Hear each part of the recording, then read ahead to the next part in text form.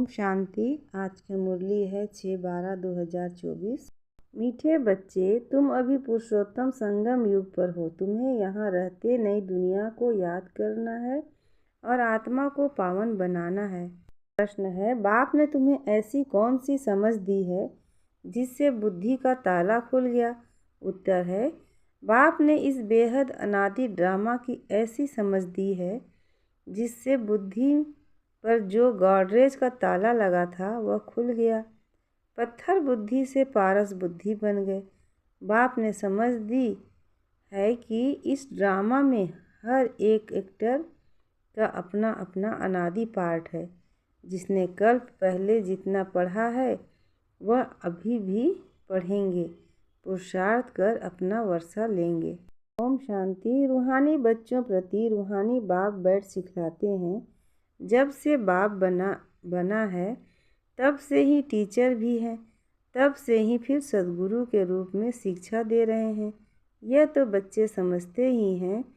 जबकि वह बाप टीचर गुरु है तो छोटा बच्चा तो नहीं है ना।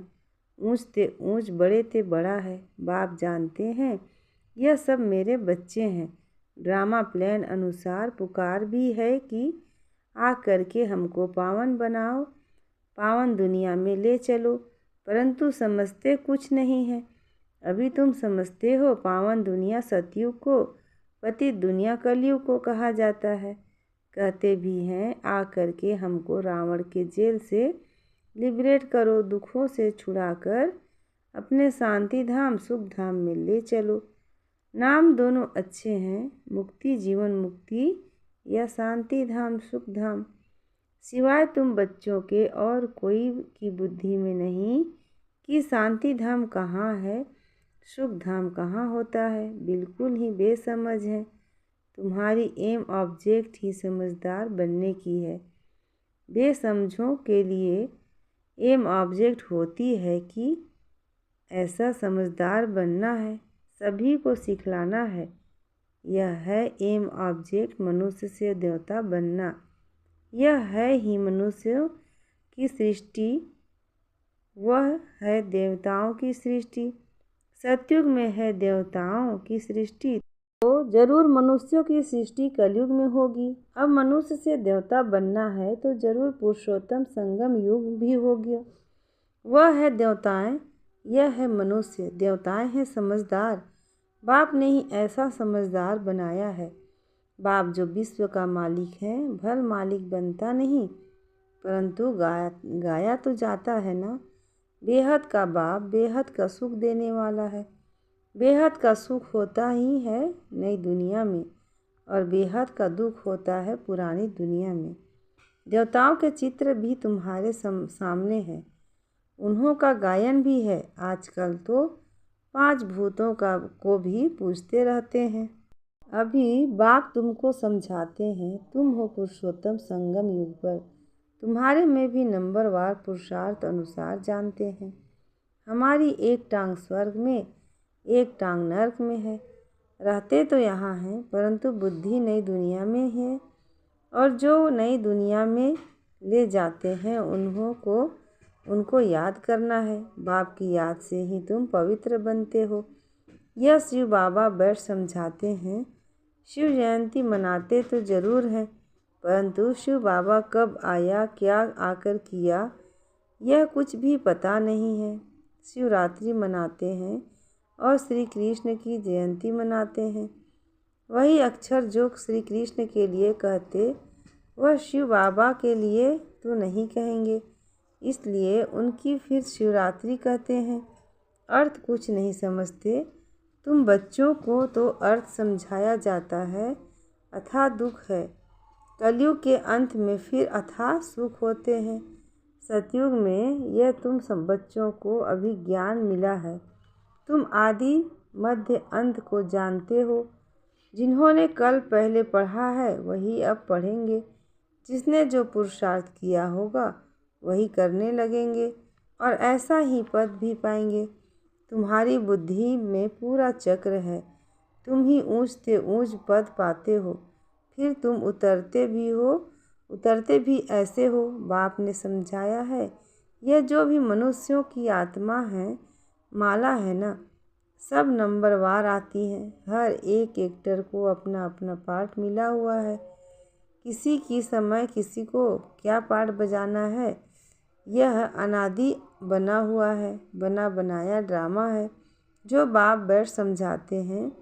अब जो तुमको बाप समझाते हैं वह अपने भाइयों को समझाना है। तुम्हारी बुद्धि में है, हर 5000 वर्ष बाद बाप आकर हमको समझाते हैं, हम फिर भाइयों को समझाते हैं। भाई भाई आत्मा के संबंध में है। बाप कहते हैं इस समय तुम अपने को अशरीरी आत्मा समझो। आत्मा को ही अपने बाप को याद करना है। पावन बनने के लिए आत्मा पवित्र बनती है तो फिर शरीर भी पवित्र मिलता है। आत्मा अपवित्र तो जेवर भी अपवित्र, नंबरवार तो होते ही हैं। फीचर्स एक्टिविटी एक न मिले दूसरे से। नंबरवार सब अपना अपना पार्ट बजाते हैं, फर्क नहीं पड़ सकता।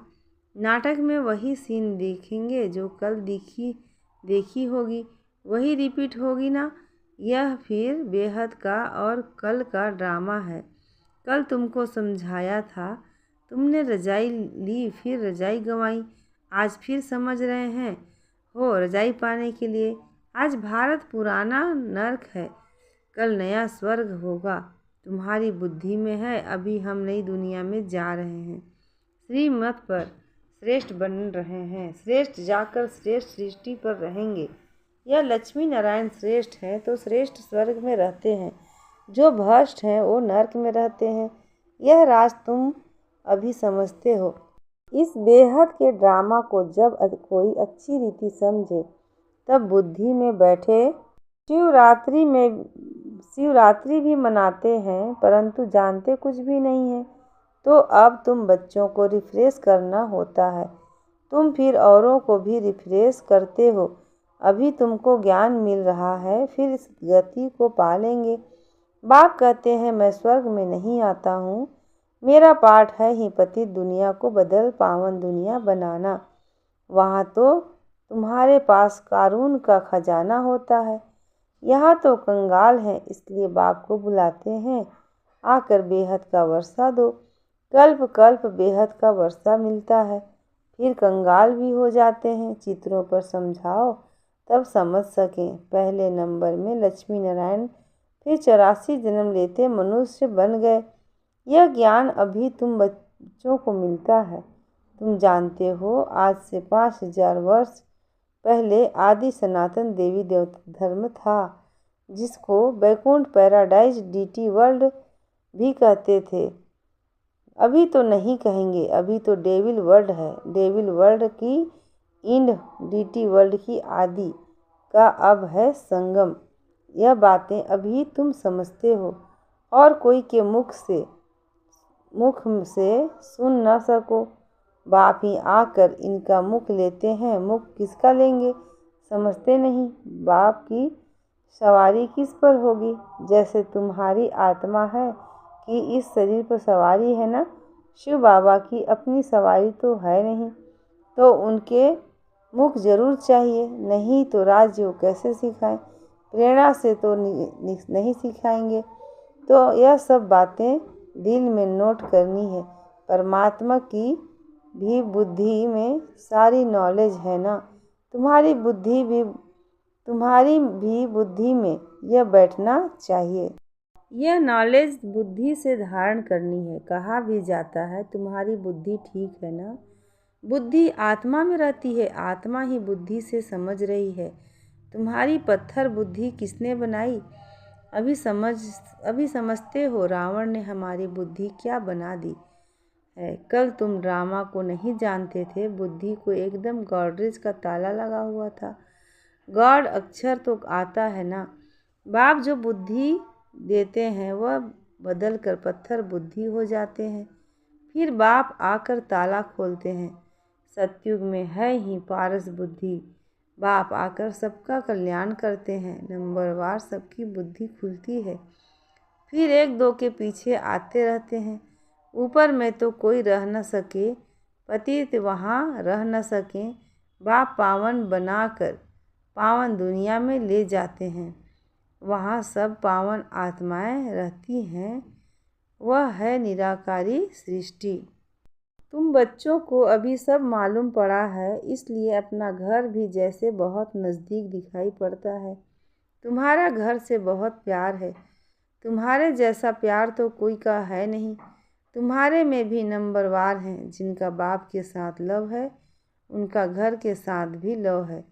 मुरब्बी बच्चे होते हैं ना। तुम समझते हो यहाँ जो अच्छी रीति पुरुषार्थ कर मुरब्बी बच्चा बनेंगे, वही ऊंच पद पाएंगे। छोटे अथवा बड़े शरीर के ऊपर नहीं है। ज्ञान और योग में जो मस्त है, वह बड़े हैं। कोई छोटे छोटे बच्चे भी ज्ञान योग में तीखे होते हैं तो बड़ों को पढ़ाते हैं, नहीं तो कायदा है बड़े छोटों को पढ़ाते हैं। आजकल तो मिड गैड भी हो जाते हैं। यूँ तो सब आत्माएं मिड गैड हैं। आत्मा बिंदी है, उनका क्या वजन है। सितारा है, मनुष्य लोग सितारा नाम सुन ऊपर में देखेंगे। तुम सितारा नाम सुन अपने को देखते हो। धरती के सितारे तुम हो, वह है आसमान के जो जड़ हैं। तुम चैतन्य हो, उनमें तो फेर बदल कुछ नहीं होता। तुम तो 84 जन्म लेते हो। कितना बड़ा पाठ बजाते हो। पाठ बजाते बजाते चमक डल हो जाती है, बैटरी डिस्चार्ज हो जाती है। फिर बाप आकर भिन्न भिन्न प्रकार से समझाते हैं, क्योंकि तुम्हारी आत्मा उलझाई हुई है। ताकत जो भरी है थी, वह खलास हो गई। अब फिर बाप द्वारा ताकत भरते हो। तुम अपनी बैटरी चार्ज कर रहे हो। इसमें माया भी बहुत विघ्न डालती है, बैटरी चार्ज करने नहीं देती। तुम चैतन्य बैटरियाँ हो। जानते हो, बाप के साथ योग लगाने से हम सतो प्रधान बनेंगे। अभी तमो प्रधान बने हैं। उस हद की पढ़ाई और इस बेहद की पढ़ाई में बहुत फर्क है। कैसे नंबरवार सब आत्माएं ऊपर जाती हैं। फिर अपने समय पर पाठ बजाने आना है। सबको अपना अविनाशी पाठ मिला हुआ है। तुमने यह 84 का पाठ कितना बार बजाया होगा। तुम्हारी बैटरी कितनी बार चार्ज हुआ और डिस्चार्ज हुई है। जब जानते हो हमारी बैटरी डिस्चार्ज है, तो फिर चार्ज करने में देरी क्यों करनी चाहिए। परंतु माया बैटरी चार्ज करने नहीं देती। माया बैटरी चार्ज करना तुमको भुला देती है। घड़ी घड़ी बैटरी डिस्चार्ज करा देती है। कोशिश करते हो बाप को याद करने की, परंतु कर नहीं सकते हो। तुम्हारे में जो बैटरी चार्ज कर सतो प्रधान तक नज़दीक आते हैं, उनसे भी कभी कभी माया गफलत कराए बैटरी डिस्चार्ज कर देती है। यह पिछाड़ी तक होता रहेगा। फिर जब लड़ाई का अंत होता है, तो सब खत्म हो जाते हैं। फिर जिसकी जितनी बैटरी चार्ज हुई होगी, उस अनुसार पद पाएंगे। सभी आत्माएं बाप के बच्चे हैं। बाप ही आकर सबकी बैटरी चार्ज कराते हैं। खेल कैसा वंडरफुल बना हुआ है। बाप के साथ योग लगाने से घड़ी घड़ी हट जाते हैं तो कितना नुकसान होता है। न हटे उसके लिए पुरुषार्थ कराया जाता है। पुरुषार्थ करते करते जब समाप्ति होती है, तो फिर नंबरवार पुरुषार्थ अनुसार तुम्हारा पाठ पूरा होता है। जैसे कल्प कल्प होता है, आत्माओं की माला बनती रहती है। तुम बच्चे जानते हो, रुद्राज की माला है, विष्णु की भी माला है। पहले नंबर में तो उनकी माला रखेंगे ना। बाप देवी दुनिया रचते हैं ना। जैसे रुद्र माला है, वैसे रुंड माला है। ब्राह्मणों की माला अभी नहीं बन सकेगी, बदली सदली होती रहेगी। फाइनल तब होंगे जब रुद्र माला बनेगी। यह ब्राह्मणों की भी माला है, परंतु इस समय नहीं बन सकती। वास्तव में प्रजापिता ब्रह्मा की सब संतान है। शिव बाबा के संतान की भी माला है, विष्णु की भी माला कहेंगे। तुम ब्राह्मण बनते हो तो ब्रह्मा की और शिव की भी माला चाहिए। यह सारा ज्ञान तुम्हारी बुद्धि में नंबरवार है।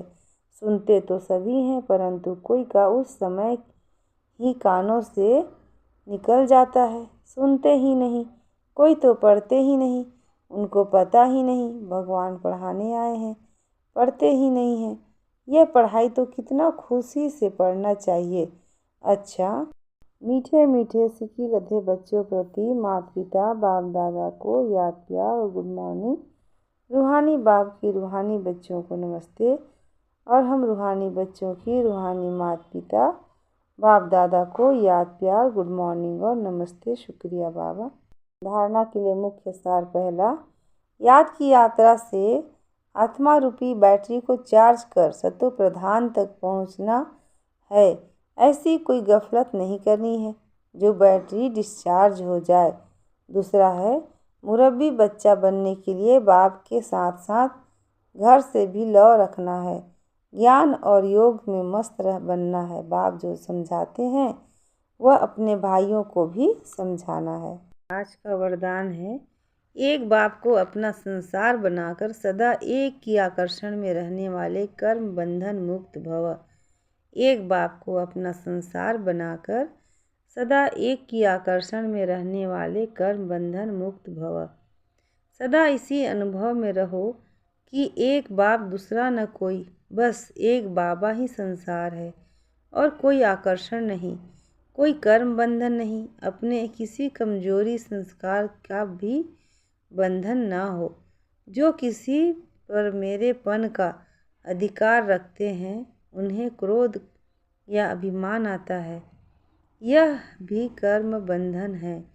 लेकिन जब बाबा ही मेरा संसार है, यह स्मृति रहती है तो सब मेरा मेरा एक मेरे बाबा में समा जाता है और कर्म बंधनों से सहज ही मुक्त हो जाते हैं। आज का स्लोगन है, महान आत्मा वह है जिसकी दृष्टि और वृत्ति बेहद की है। महान आत्मा वह है जिसकी दृष्टि और वृत्ति बेहद की है। अच्छा, ओम शांति।